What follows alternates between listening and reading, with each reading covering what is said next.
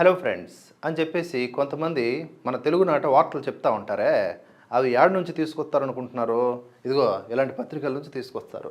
ఇలాంటి పత్రికల్లో 4వ పేజీల్లో సంపాదకీయం రూపంలో రాసినటువంటి వేషపు రాతలు ఉంటాయే, ఆడ నుంచి ఎత్తుకొచ్చి హలో ఫ్రెండ్స్ అని చెప్తారనమాట. ఇక్కడ ఈ ఒకసారి ఆర్టికల్ చూడండి. వాంగ్చుక్ విడుదల రాజకీయం అని చెప్పేసి వాంగ్చుక్ని విడుదల చేసింది మోదీ ప్రభుత్వం. అంటే దానికి అర్థం ఏంటి? మోదీ భయపడ్డాడు, మోదీ తప్పు చేశానని ఒప్పుకోకపోయినా కొన్ని సందర్భాలు నర్మగర్భంగా ఒప్పుకుంటాడు, ఆర్టికల్ 370 అనవసరంగా జమ్మూ కాశ్మీర్లో రద్దు చేశారు అనేలాగా రాశారు. ఈ రాతలు ఎవరు చూస్తారు? వీళ్ళ బ్యాచే చూసుకుంటారు. అయినప్పటికీ ఈ విషపు రాతలకి ఒక్కడి ఇంపాక్ట్ అయినా చాలు, వాడు దేశానికి వ్యతిరేకంగా మారిపోతాడు.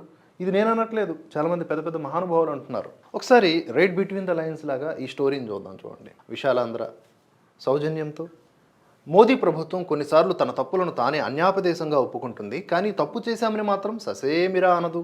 లద్దాఖ్కు చెందిన పర్యావరణ కార్యకర్త సోనం వాంగ్చుక్ను ఎవరైనా పర్యావరణ కార్యకర్త 170 రోజుల తర్వాత ఏకపక్షంగా కేంద్రం విడుదల చేసింది. జాతీయ భద్రతా చట్టం కింద ఆయన మీద మోపిన ఆరోపణల్ని కూడా ఉపసంహరించింది. దానికి కేంద్రం చెప్పిన అంశాలు తప్పు ఒప్పుకున్నట్లుగా లేవు, కానీ లదాఖ్లో పరిస్థితిని స్థిరంగా ఉంచడానికి ఉన్నతాధికార కమిటీ లదాఖ్ ప్రజలతో సంప్రదింపులు కొనసాగించడానికి అనువుగా వాంగ్చుక్ను విడుదల చేస్తున్నామని కేంద్ర హోంమంత్రిత్వ శాఖ ఎవరూ అడగకుండానే ప్రకటించింది. అంటే కేంద్రం తన తప్పును సరిదిద్దుకుందని కాదు. ఈ నెల 17వ తేదీన వాంగ్చుక్ అరెస్టును సవాలు చేస్తూ దాఖలైన పిటిషన్ మీద సుప్రీంకోర్టులో విచారణ జరగాల్సి ఉంది. అంటే ఈ కోడి బుర్ర ఎలా ఉంటుందంటే వీళ్ళది, విచారణ అప్పుడు జరిగినా లేదా ఇంకెప్పుడు జరిగినా ఇప్పుడు విడుదల చేసినా కూడా సుప్రీంకోర్టు దాన్ని ప్రశ్నించకుండా ఉంటుందా? ఒకవేళ అడగాలి అని ఉంటే. సో ఇక్కడ పిటిషన్ దాఖలైంది కాబట్టి ముందస్తుగా భయపడిపోయి అంటే రిలీజ్ చేసేసిందంట. అట్లా ఎట్లా అనుకుంటారు? రిలీజ్ చేసిన తర్వాత తొత్తరబెత్తర ఏదన్నా ఇంకో క్రైమ్కి ఆయన పాల్పడ్డాడు అనుకోండి, ఆ ఇన్ఫర్మేషన్ కూడా లాగి సుప్రీంకోర్టులో సబ్మిట్ చేస్తుందేమో, మనకేం తెలుసు. ఇక్కడ దర్యాప్తు అధికారులు ఏ విధంగా పనిచేస్తారో, వారి వ్యూహం ఏమిటో మనం డిసైడ్ చేయగలమా? ఈ కేసు విచారణ సమయంలో సుప్రీంకోర్టు కేంద్ర ప్రభుత్వాన్ని నిలదీసే అనేక ప్రశ్నలు లేవనెత్తింది. అంతిమ తీర్పులో కనుక వాంగ్చుక్ను విడుదల చేయాలని సుప్రీంకోర్టు తీర్పు ఇస్తే ఇలాంటి సకల కేసుల్లో ప్రభుత్వ చర్య ప్రశ్నార్థకమవుతుందన్న భయంతో హడావుడిగా గత 14వ తేదీన సోనం వాంగ్చుక్ను విడుదల చేశారు. అయినా ఈ కేసు మీద విచారణ కొనసాగుతూనే ఉంది. అసలు వాంగ్చుక్ను అరెస్టు చేయడానికి గల ప్రాతిపదికనే సుప్రీంకోర్టు ప్రశ్నించవచ్చు. అందుకే వ్యూహాత్మకంగా ముందే విడుదల చేసింది. ఈ సైంటిస్టులు జపాన్లో ఏదేదో కనిపెడితే ఇలాంటివి కనిపెడతారనమాట. ఇవన్నీ ఫాల్తు. ఒక 5వ తరగతోడైనా కొంచెం మంచిగా రాస్తాడేమో ఎడిటోరియల్స్. ఇట్లా రాస్తారా? మోదీ సర్కారుకు న్యాయమార్గ పాలన కన్నా ప్రతివ్యూహాలే ప్రధానం. మరి 2019 ఆగస్టు 5న అసలు కథ మొదలైంది. ఇక్కడ ఇతగాడి బుర్ర, ఈ రాసిన వాడి యొక్క బుర్ర ఠంగుమని వెలిగిందనమాట. ఏమని అంటే, హఠాత్తుగా కేంద్ర ప్రభుత్వం జమ్మూ కాశ్మీర్కు ఉన్నటువంటి ప్రత్యేక ప్రతిపత్తిని రద్దు చేసింది. అప్పుడే వీళ్ళందరూ కూడా ఓర్నాయనో ఓలమ్మో అని ఏడ్చారనమాట. అది తప్పంట. లద్దాఖ్ను కేంద్రపాలిత ప్రాంతంగా మార్చేసింది. తప్పే ఉంది.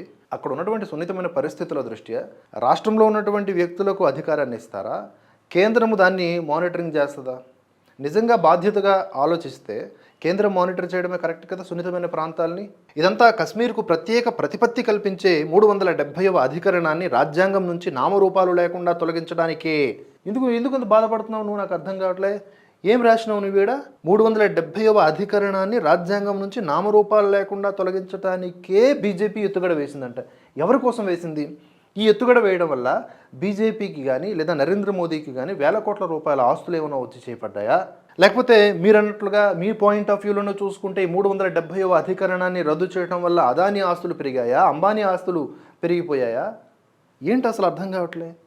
ఏదైతే ఒక ప్రాంతం ఉందో ఆ ప్రాంతంలో అనవసరమైనటువంటి అతి హక్కులు కలిగి ఉన్నటువంటి ఈ 370వ అధికరణం ఉందో దానివలన ఆ కశ్మీర్లో 2 జెండాలు, కశ్మీర్కి ఒక సొంత జెండా, అది పాకిస్తాన్ జెండా, భారత్ జెండా, అది వెలిగితే వెలుగుద్ది లేకపోతే లేదు. ఇలా అక్కడ 2 రాజ్యాంగాలు, అక్కడ ఏదైతే వాళ్ళు రూల్ చేస్తారో అల్టిమేట్గా అది ఒక ప్రత్యేక దేశంగా ఉండేది. అది మన దేశంలో భాగంగానే ఉండేది కాదు. Because of this 370 article. దీన్ని రద్దు చేస్తే వీళ్ళు ఏడుస్తూ మోదీని నిందిస్తూ ఉన్నారంటే వీళ్ళు దేశభక్తులు అవుతారా? ఈ కిందే ఒక ఆర్టికల్ ఉంది, క్యూబాకు బాసటగా ఉందామని చెప్పి. ఈ బుర్రలు రాసినవే. అరే ఆడో వేరే దేశం, అది దానిది మాది ఒకటే అని చెప్పేసి గోక్కుంటున్నారు. కానీ ఇక్కడ ఇప్పుడు క్యూబా గురించి అంత ప్రేమగా రాసిన వాళ్ళు భారత్ గురించి ఆలోచించాలి కదా.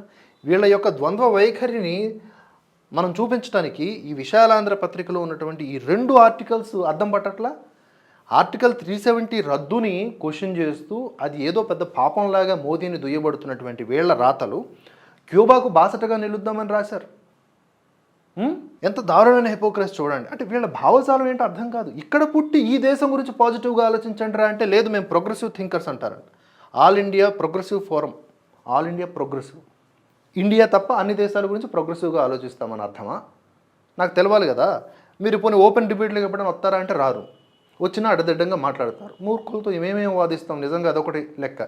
లేదంటే మీకున్నటువంటి తోక బ్యాచ్తో హలో ఫ్రెండ్స్ అని వీడియోస్ చేయిస్తారు. ఓకే సరే, ఇంకొంచెం చదువుదామండి. ఇది బీజేపీకి పూర్వరూపమైన భారతీయ జనసంఘ్ రోజుల నుంచే సంఘ్ పరివారుకు ఉన్న ప్రధాన లక్ష్యాల్లో ఒకటి. ఏంటి? ఆర్టికల్ 370 రద్దు చేయడమా? ఉంటే తప్ప ఆర్టికల్ 370 రద్దు చేయడం అనేది తప్ప. ఆ పని జరిగిపోయింది. ఏడవండి మూలన కూర్చొని. లద్దాఖ్ కేంద్రపాలిత ప్రాంతంగా మారడంతో అక్కడి ప్రజలు ఉద్యమించడం ప్రారంభించారు. ప్రారంభించారు? సోనం వాంగ్చుక్ అక్కడ చైనాతో లింకప్ చేసుకొని అనవసరమైన కృత్రిమమైన నెరేటివ్స్ని బిల్డ్ చేశాడు ఆయన. దానికి సంబంధించిన సాక్ష్యాలు దొరికితేనే ఆయన మీద అంత బలమైన చట్టాన్ని ప్రయోగించి నిర్బంధించడం జరిగింది. ఇంకా ముందుంది కదా ముసళ్ళ పండగ, అప్పుడే ఎందుకు? ఏమో జైల్లో ఆయన మారు మనసు పొందాడేమో.